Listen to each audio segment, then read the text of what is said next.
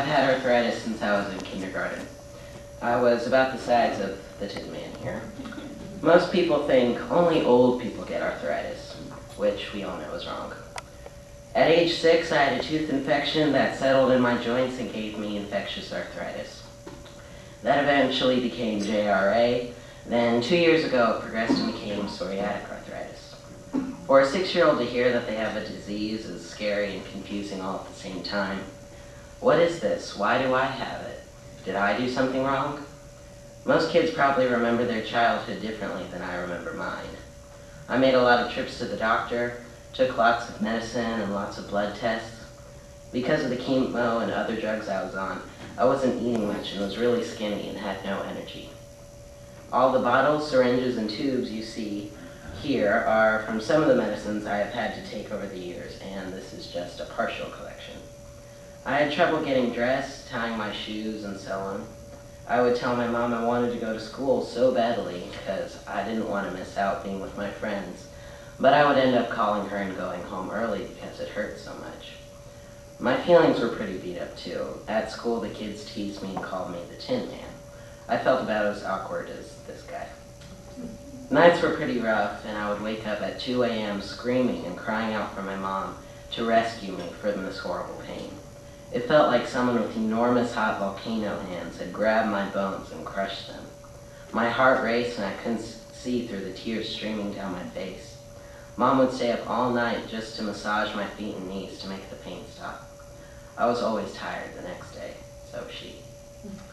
Adam and Jax, my brothers, would ask me to play with them, and I had to tell them I didn't want to. I didn't want to tell them that I couldn't. They would get upset and ask me why I never wanted to play with them and tell me I was being lazy. I wished I could tell them or show them how I felt physically and mentally, but it hurts to tell things like that to someone you love and leave them as confused and upset as you are. I mean, don't get me wrong, I still had fun too. You know, kids have to have fun every now and then. And we went to arthritis camp and conferences where I got to meet other kids just like me. Soon arthritis was just part of my regular day, which kind of sucks, getting used to the pain and being a regular part of the day. But my secret to not being so afraid when I was little was the magic of the Disney motto of faith, trust, and pixie dust. Being at home, I had a lot of time to brush up on my Disney trivia. That really got me through. When I was 9, I began taking Enroll, and that changed my life entirely. I felt great and could do things I hadn't been able to do for years.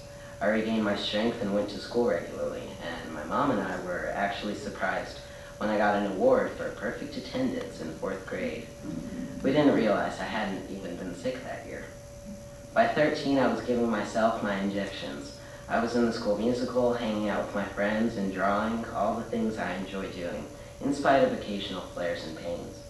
I'm almost 15 now, and I'm in my 9th year with arthritis. I'm in my 1st year at the high school for the performing and visual arts. I have great friends, and I'm doing what I love the best, even though the workload is heavier and the questions are harder to answer. I found out a couple of years ago that I will never grow out of this disease, and I will live with it forever, not something any kid wants to hear. I still ask, why me? It still isn't fair, and I don't want to be tired forever. And that's the word, tired.